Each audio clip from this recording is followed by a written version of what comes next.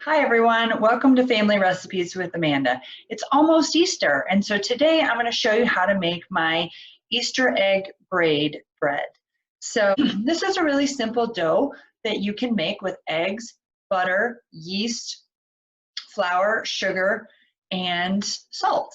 And it's a lovely dough. It reminds me of challah dough. I'm going to start by measuring my dry ingredients into my mixing bowl. I start with 2.5 cups of all-purpose flour. So there we go. As always, we want to level off our flour after we sort of scoop it out of whatever container it's coming out of. So that way we make sure we have exactly the right amount of flour. Too much flour can cause, sticky dough or dry dough. Especially when you're baking bread, you want to be careful with your measurements. So that's 2, and one more. We have a 1/2 cup measure here of all-purpose flour. This is a really, really simple dough.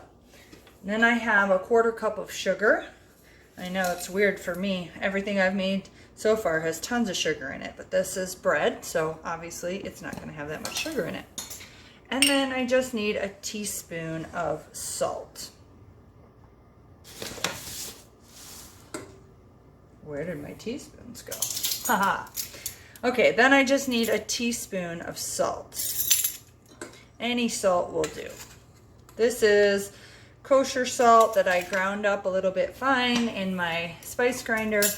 And that's it. So I'm gonna mix these together with my spatula, and then I'm going to warm up my milk, butter, and eggs.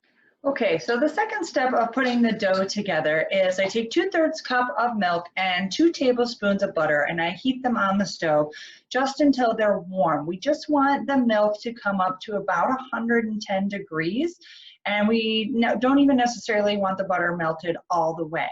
So you don't want your milk to be boiling, you don't want it to be scalded, because if it is too hot, it will kill the yeast that we're going to put in our dry mixture before we mix these together.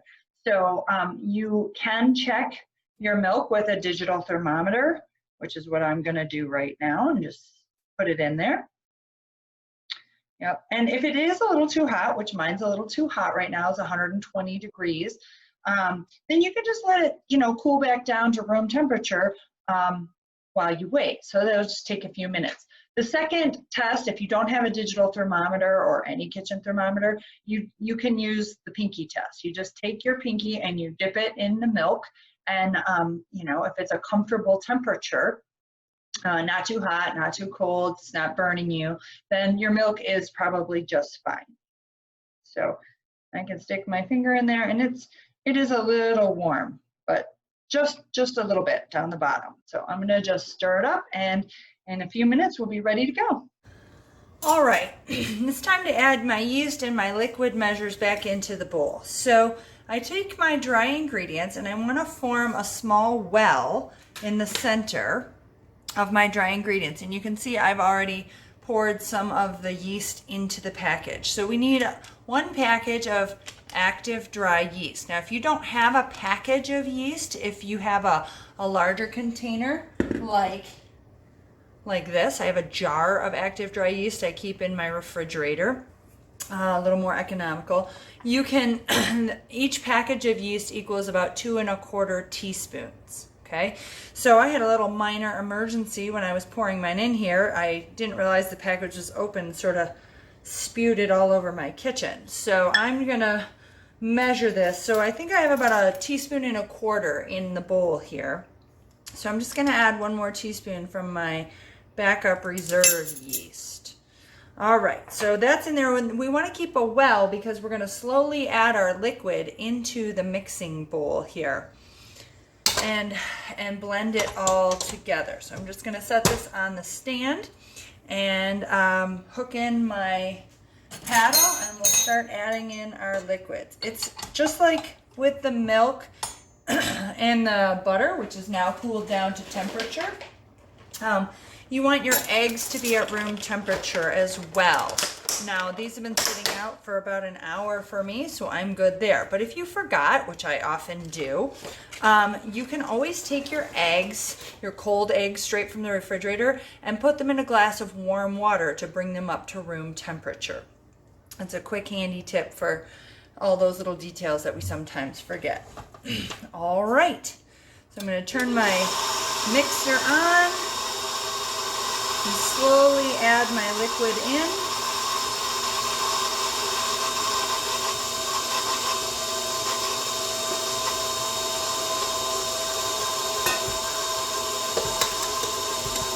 One egg at a time.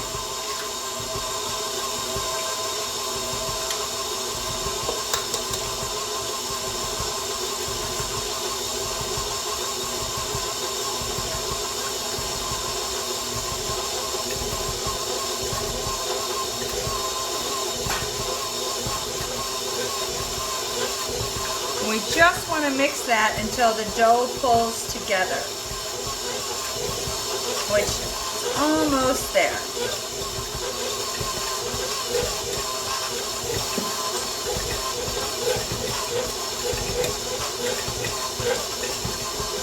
All right, there you go. So my dough is nice and stuck together, and there we go. Pop that out. All right, so now it's time to do the kneading. Need to knead our dough.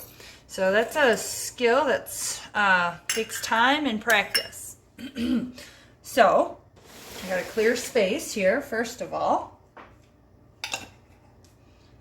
And then I'm going to put a little flour down on my work surface.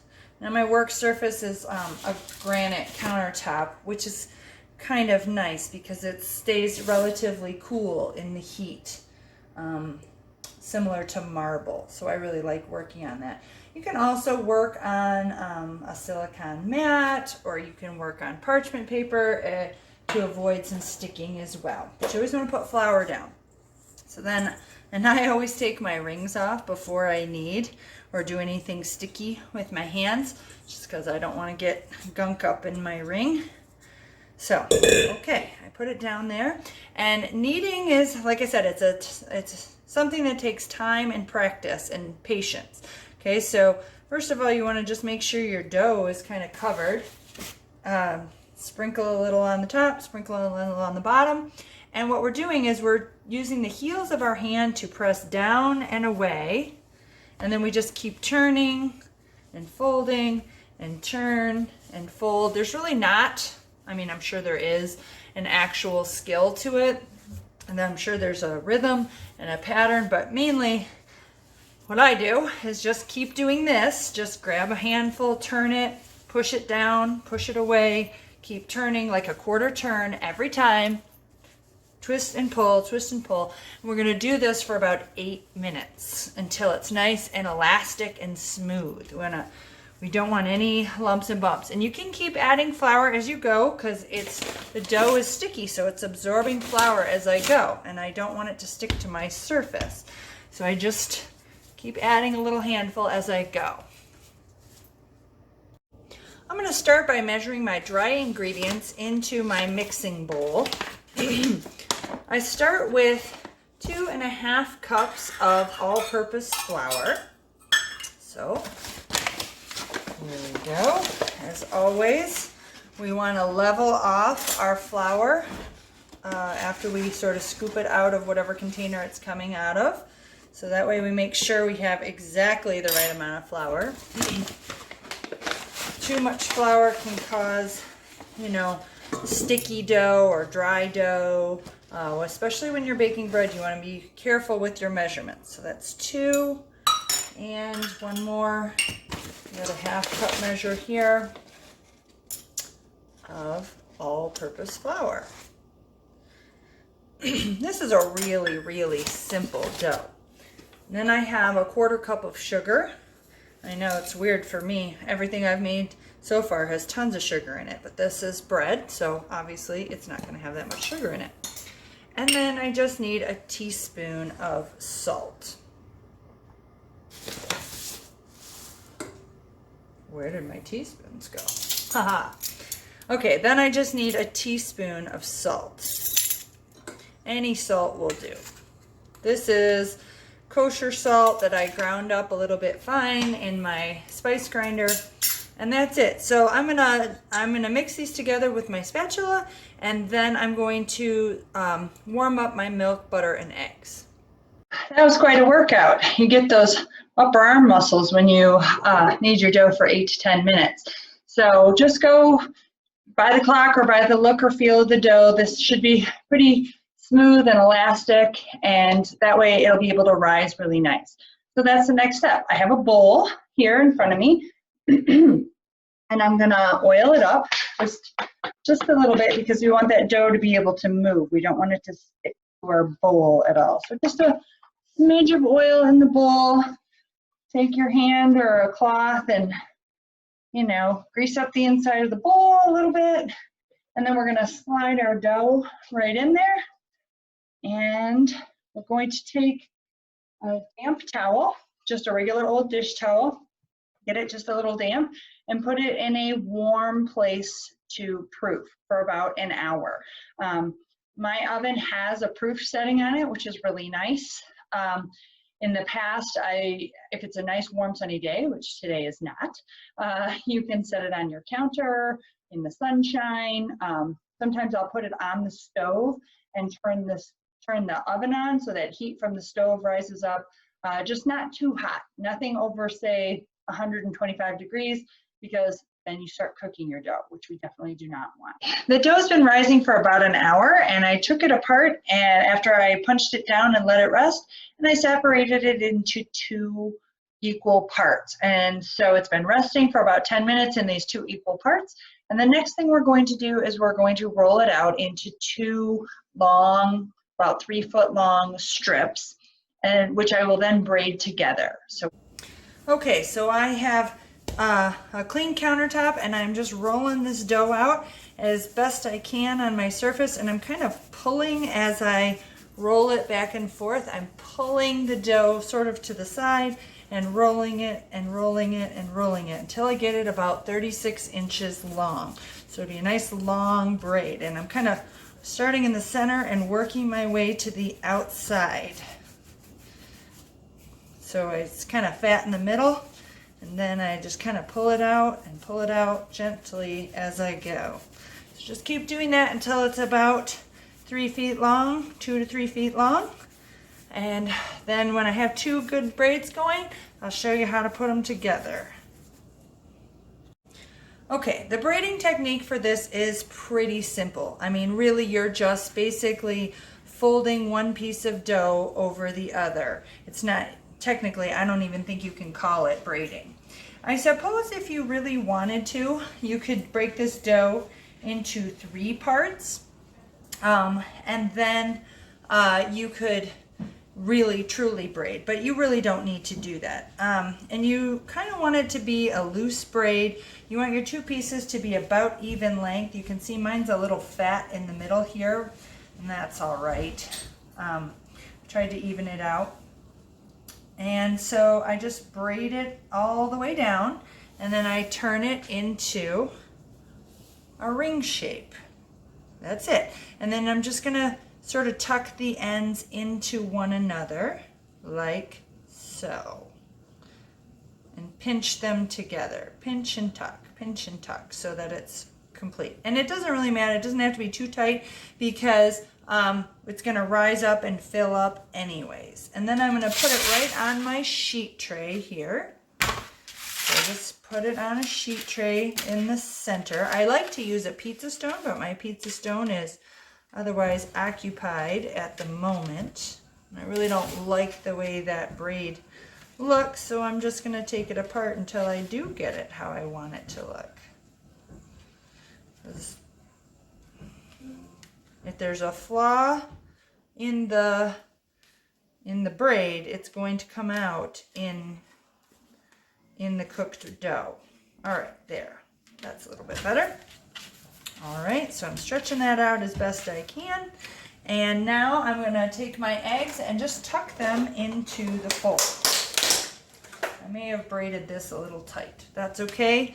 we just pull it gently apart, just gently, and sort of nestle your eggs in there. Now, I know it's a scary thought when you think, oh my God, you're cooking raw eggs in the oven. Won't they explode? Won't they be undercooked? Won't they be overcooked? No, turns out no is the answer to that question. Okay, so I'm just separating and tucking my eggs in. You need about 5 raw eggs. You do more, you could do less, whatever makes you happy. Tuck one in here next to my fold, and another one right here. I don't really like the way that last egg, the color of it came out, but that's okay. You just want to nestle the eggs in there. Again, our braid is going to expand. We're going to let it sit, cover it with our towel again, and we will let it rise, and then it'll envelop those eggs and cook them all the way through in the oven along with the bread. Okay, so I'm just taking my damp towel and covering that up, and I'll set it back in the warm proofing. Back, and our beautiful Easter egg braid is out of the oven. I think it looks absolutely gorgeous. And you can see just a little bit of the color from the eggs has bled into the dough. So I'm going to let it rest and cool for just a few minutes, and then I'm going to brush on some butter and sprinkle it with a little salt for extra flavor. Thank you so much for baking with us today, and I hope you have a blessed and joyful Easter full of family and love. Enjoy. Have a great day.